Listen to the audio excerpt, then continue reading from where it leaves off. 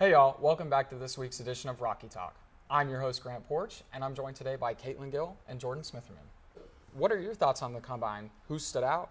Who didn't? What are your thoughts, Caitlin? Well, I'm definitely on the same page. The biggest thing with Joe is his accuracy. Yeah, he can throw it far, but where does that translate in a game day environment?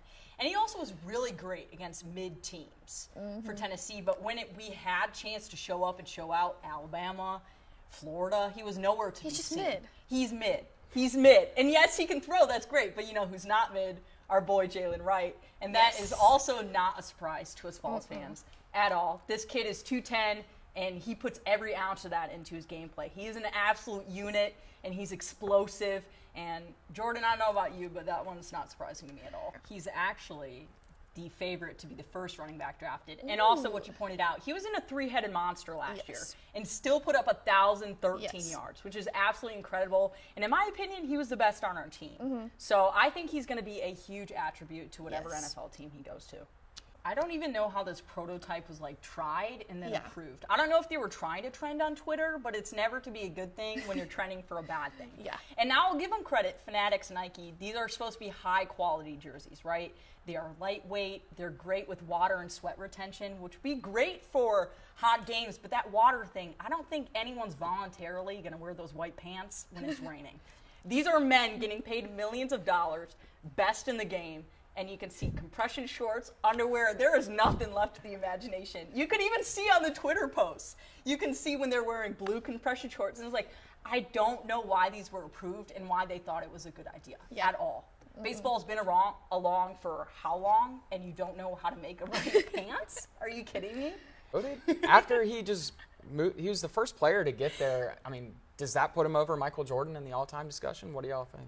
So I think so. He's the next person behind him is Kareem Abdul-Jabbar, and he's at 28,000. So 38,000, my bad. So he's 2,000 ahead of him. And when you talk about history, the fact no one in modern day is close to that, that says something about LeBron. And you were talking a bit about the ring debate.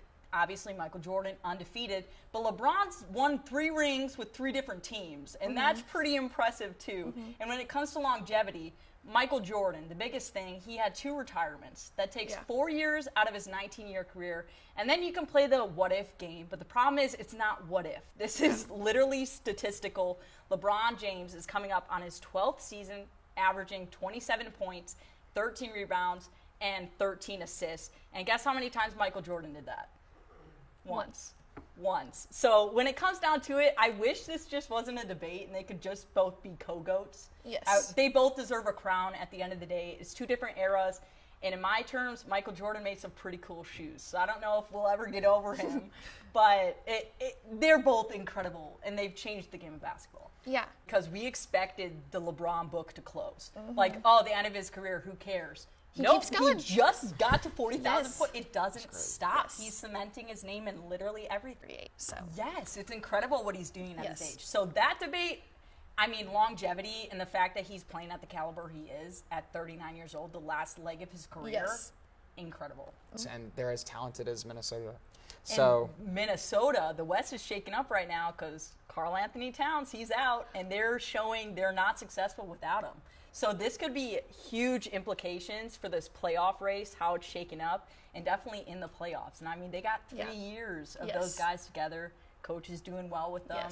Building culture, the Pacers. I'm not going to say the Pacers are going to go deep, but that's another team where it's like they're young, they're hungry, and you got a lot of people averaging double figures. That makes a huge difference.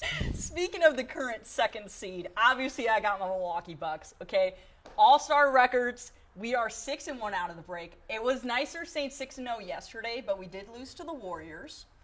But the bright side to that is, although it was a tough loss, Dame, Giannis, and Bobby Portis all had 20-plus points in this game. And we are having a successful all-star break. One of the biggest, speaking of Bobby, one of the other biggest contributions has been Pat Beverly and Bobby Portis are electric on the floor. They are like the duo Milwaukee didn't know we needed. They are so much fun to watch. This team, Giannis is struggling a bit with Achilles injuries here and now. He wasn't playing the other day against the Clippers, but you know who steps in? Damian Lillard. 41 points in a win over the Clippers, which is huge for the Bucks. And Dame got the whole team watches. So we're dripping and the vibes are high, and that's pretty unbeatable. So we're hoping that climb continues. Doc Rivers, he's getting his grasp on this Milwaukee team, I hope. And obviously, I'm rooting for him. I can't not. What to do? Yeah, unfortunately for me, Doc Rivers doesn't have the best track record in the playoffs. So I will be crossing my fingers for the rest of the year.